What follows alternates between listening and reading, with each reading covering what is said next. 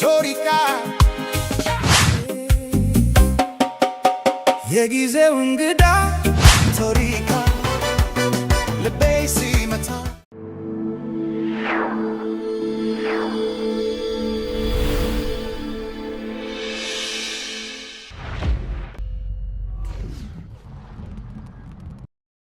የኢትዮጵያውያንን የሚዲያ አየር የሞላው ወቅታዊ ጉዳይ ኢትዮሪካ የተሰኘው የቴዎድሮስ ካሳሁን ቴዲ አፍሮ የሙዚቃ አልበም ነው። ይህ አልበም ገና ነገ እንደሚለቀቅ ይፋ የሆነ ነው።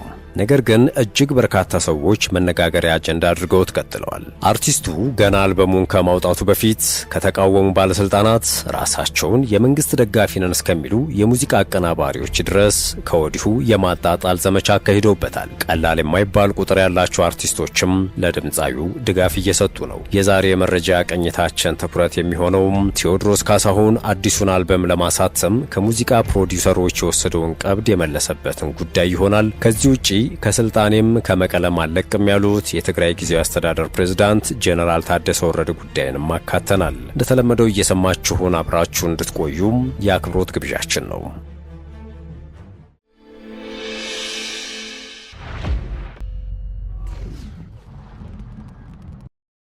በቅድሚያ አንድ የጥንቃቄ መረጃ እናስቀድም።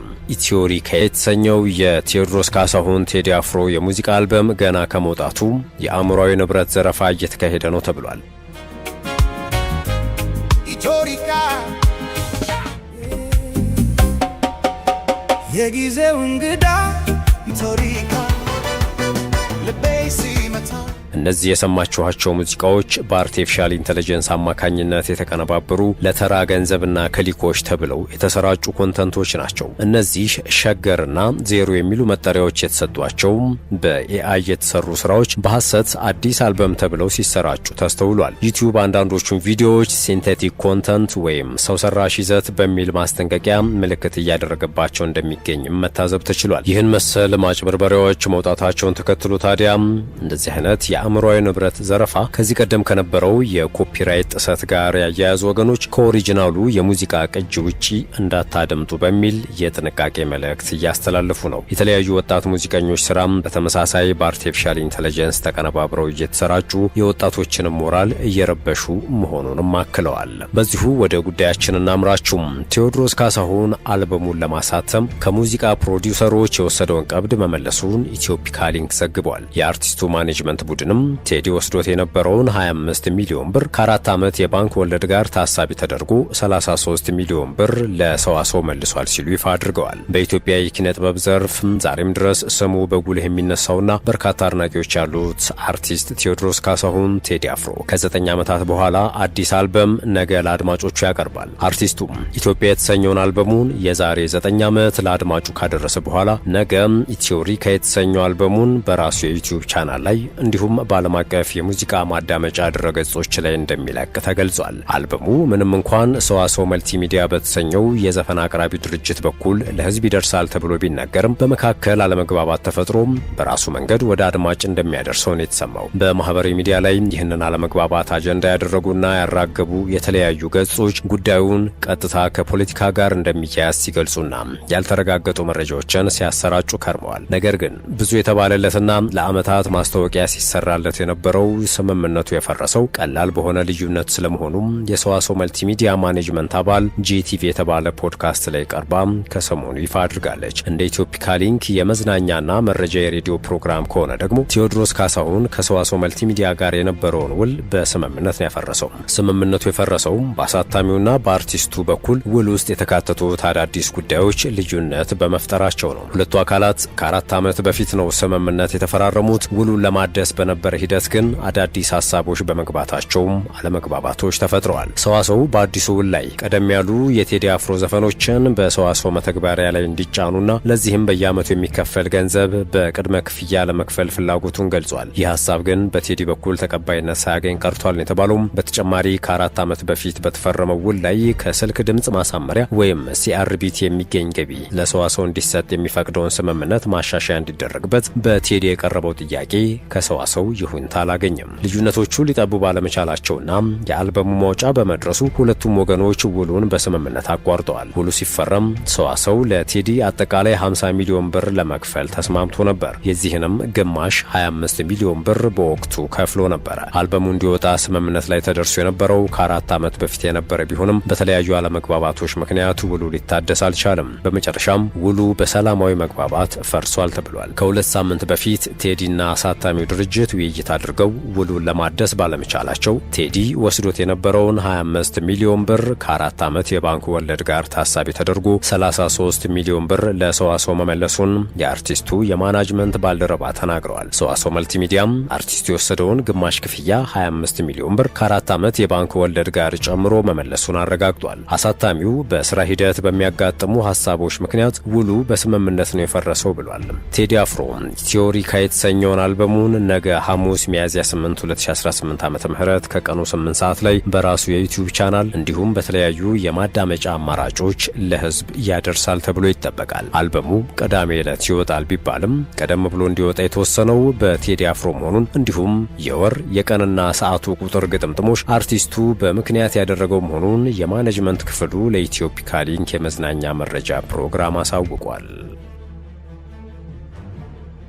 የዕለቱ የመረጃ ቅኝታችን እንደቀጠለ ነው። ከስልጣኔም ከመቀለም አለቅም ያሉትን የትግራይ ጊዜያዊ አስተዳደር ፕሬዝዳንት ሌፍተናንት ጄኔራል ታደሰ ወረደ ጉዳይን እንመልከት። ሌፍተናንት ጄኔራል ታደሰ ወረደ ከስልጣን እንዲለቁ የሚጠይቁ ጥሪዎችን ውድቅ አድርገዋል።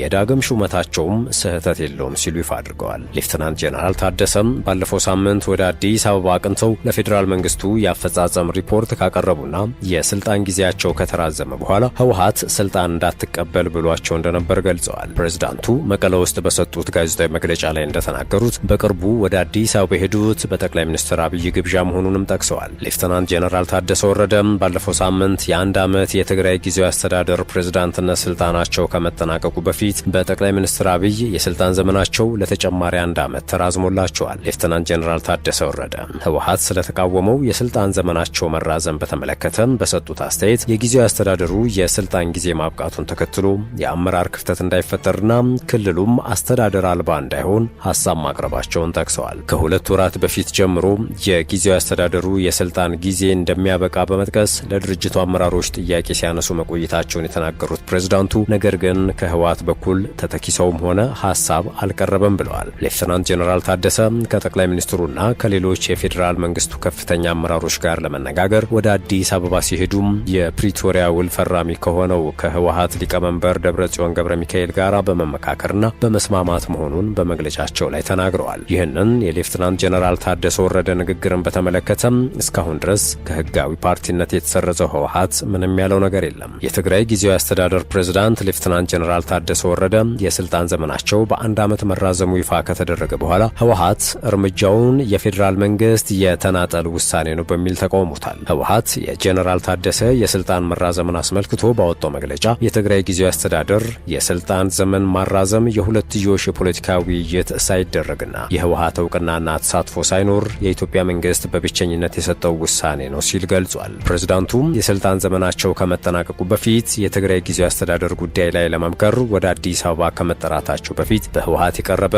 አማራጭ ተተኪሰው ወይም ሌላ ሀሳብ እንዳልነበረም ተናግረዋል። በአዲስ አበባ የ1 ዓመት የአፈጻጸም ሪፖርት ካቀረቡ በኋላ የሌፍተናንት ጄኔራል ታደሰ የስልጣን ዘመን በ1 ዓመት የተራዘመ ሲሆን ህወሓት ግን የፕሬዝዳንቱን የስልጣን ዘመን መራዘምን እንደማይቀበል እንዲሁም ሌተናንት ጄኔራል ታደሰም ኃላፊነቱን እንዳይቀበሉ እንደተነገራቸው ገልጸዋል። የጊዜያዊ አስተዳደሩ ፕሬዝዳንት ከህወሓት በኩል ስልጣን እንዳትቀበል መባላቸውን የተናገሩ ሲሆን ነገር ግን ይህ ግፊት ተቀባይነት የሌለው መሆኑን አመልክተዋል። ስልጣን አልፈልግም እምቢ ማለት መብት ነው፣ ነገር ግን አንተም እምቢ በል ስልጣን እንዳትቀበል ብሎ ማለት ግን ልክ አይደለም፣ እኔም ይህንን ሀሳብ አልቀበለውም ሲሉም ሌተናንት ጄኔራል ታደሰ በህወሓት አመራሮች ሀሳብ አለመስማማታቸውን በመግለጫቸው ላይ ተናግረዋል። በመወራጨትና በመዝለፍ የሚፈጠር ነገር የለም ያሉት ፕሬዝዳንት ታደሰ ከቀያቸው የተፈናቀሉትን ለመመለስና የትግራይ ክልልን ህገ መንግስታዊ ግዛት ለማስከበር ጠንክረው እንደሚሰሩ ተናግረዋል። ፕሬዝዳንቱ በሰጡት መግለጫ የተፈናቀሉ ወገኖቻችንን መመለስና የትግራይ ክልልን ግዛት ማስጠበቅ ከመፈክር ያለፈ መሆን አለበት ብለዋል። ጄኔራሉም በአዲስ አበባ ለፌዴራል መንግስት ያቀረቡት ሪፖርት የክልሉ መስሪያ ቤቶች የስራ አፈጻጸምን መሰረት ያደረገ መሆኑን በመግለጫቸው ላይ ጠቅሰዋል። ፕሬዝዳንቱም የፌዴራል መንግስት የመንግስት መገናኛ ብዙሃን ከሪፖርቱ ጋር በተያያዘ ያወጧቸውን ዘገባዎች በተመለከተ ሲናገሩም እውነታዎቹ ሊታፈኑ አይችሉም እና በሪፖርቱ ውስጥ የቀረቡት ምስሎች የቅርብ ጊዜ ናቸው ብለዋል። ነገር ግን የቀረቡ ችግሮችም አብረው ሪፖርት አለመደረጋቸው የመገናኛ ብዙሃኑ ክፍተት መሆኑን ጠቅሰዋል። ሌተናንት ጀነራል ታደሰ ከፌዴራል መንግስቱ ጋር በነበራቸው ውይይትና ባቀረቡት ሪፖርት ላይ ካነሷቸው ጉዳዮች መካከል በጦርነት የወደሙ ተቋማትን መልሶ መገንባት፣ በትምህርትና በጤና ዘርፍ ያሉ እንቅስቃሴዎች፣ የበጀት መቋረጥን ተከትሎ የተከሰተው የመድኃኒት እጥረት እንደሚገኝበት ጠቅሰዋል። ፕሬዝዳንቱም በክልሉ ውስጥ ያለውን የበጀት፣ የመድኃኒት፣ የነዳጅና የሌሎች መሰረታዊ ዕቃዎች እጥረቶች ቢኖሩም ትግራይ እጇንና እግሯን አጣጥፋ አልተቀመጠችም በማለት የተለያዩ የልማት ስራዎችን ሲሰሩ መቆየታቸውን ተናግረዋል። የክልሉ መንግስት ከፌዴራል መንግስቱ በጀት ስላልተላከለት ላለፉት ወራት ለሰራተኞች ደሞዝ መክፈል አለመቻላቸውም ሲነገር ነበር። ፕሬዝዳንቱ ማክሰኞ ዕለት በሰጡት መግለጫ ላይ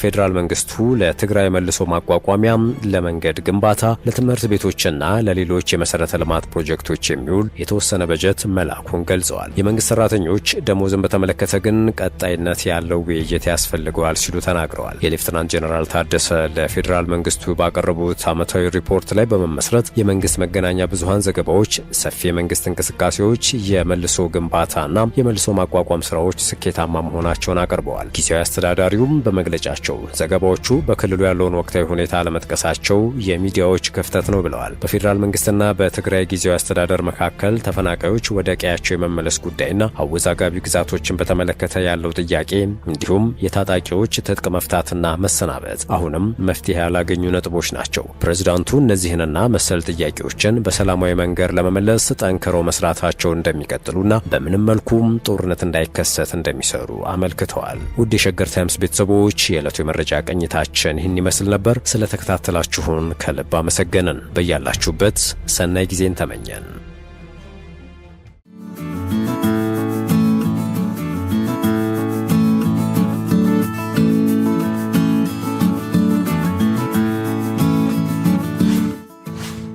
ሸገር ታይምስ ሚዲያን ሰብስክራይብ በማድረግና ደወሉን በመጫን ይከተሉን።